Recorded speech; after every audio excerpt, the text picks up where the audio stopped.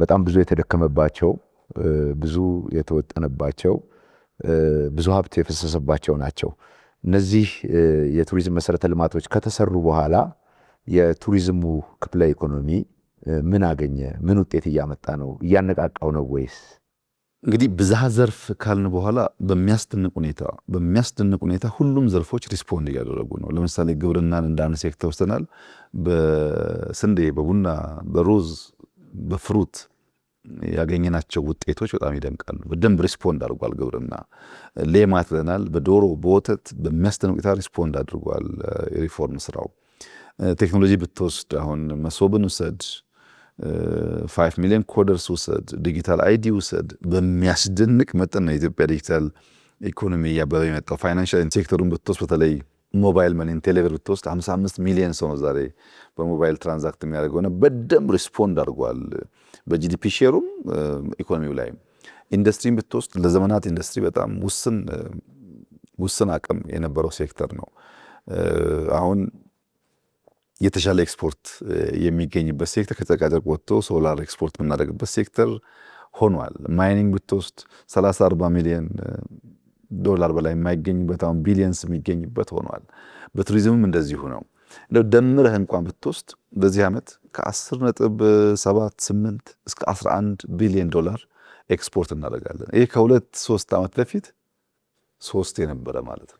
በስንት እጥፍ እንዳደገ ተመልከት። ብዝሃ ዘርፍ ሲሆን ሁሉም ዘርፍ የራሱን ድርሻ ሲያዋጣ ሲደመር የኢትዮጵያን ኢኮኖሚ በከፍተኛ ደረጃ የሚያሳድግ ሆኗል። በዚህ ዓመት 10.2% ጂዲፒ እድገት እንጠብቃለን። ይሄ እድገት በድፍን አፍሪካ የለም፣ ኢትዮጵያ ብቻ ነው ያለው። ያ የሆነበት ምክንያት ሁሉም ሴክተሮች በደንብ ሪስፖንድ ማድረግ ጀምረዋል።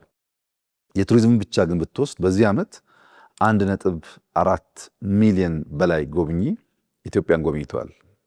1 ሚሊዮን ማለፍ መከራ ነበር፣ ግን አሁን ዘንድሮ ከ1.4 ሚሊዮን በላይ ሰው ኢትዮጵያን ጎብኝተዋል።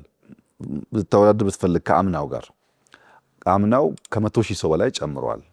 ከአቻምናው ግን ስትወስድ ከ300 ሺህ ሰው በላይ ጨምሯል። 2016 ከጎበኘው ሰው 18 ላይ ጎበኘው ከ300 ሺህ በላይ ጨምሯል። ውጭ ምንዛሪ ገቢ አንጻር የወሰድክ እንደሆነ ከዘንድሮ አጠቃላይ ማይስን ጨምሮ በነበሩ የቱሪስት ፍሰቶች ከ5.2 ቢሊዮን ዶላር በላይ ተገኝቷል። በደንብ ሪስፖንድ እያደረገ ነው። እንደዚህ አይነት መጠን ያለው ሀብት ከዚህ ቀደም አናገኝም ነበርና የውጭ ቱሪስት ፍሰቱም ገቢውም እየጨመረ መጥቷል። የምንፈልገው ደረጃ አልደረሰም፣ ግን ለውጡ የሚታይ የሚጨበጥ ነው። የሀገር ውስጡ በጣም ያስደንቃል። ሀገር ውስጥ ዘንድሮ ምን ያክል ሰው ተንቀሳቅሶ አዲስ አበባ ከአዲስ አበባ ውጭ ያሉ ዴስቲኔሽኖች አየ ብትባል ለማመን ይከብዳል። ከ50 ሚሊዮን ሰው በላይ 50.16 ሚሊዮን ኢትዮጵያውያን የተለያዩ ቦታዎች ጉብኝት አድርገዋል በዚህ ዓመት። ይህንን ቁጥር ከአምና አንጻር ካየ በ1.8 ሚሊዮን ብልጫ አለው ከአምናው።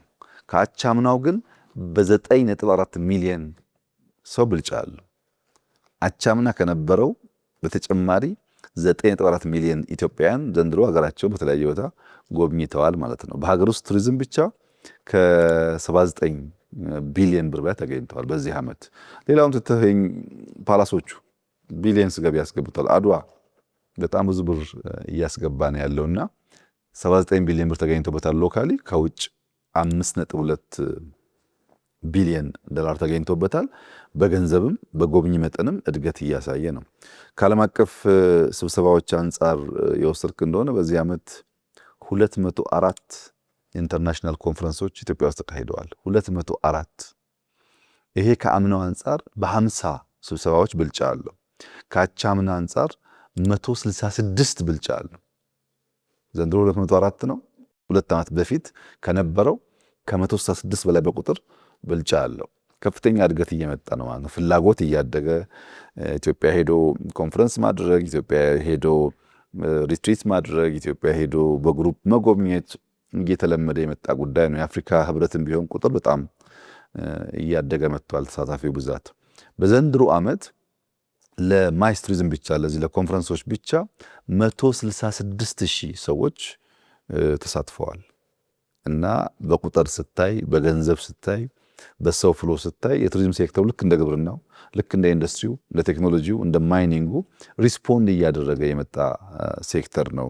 በገቢያችን ታየዋለህ።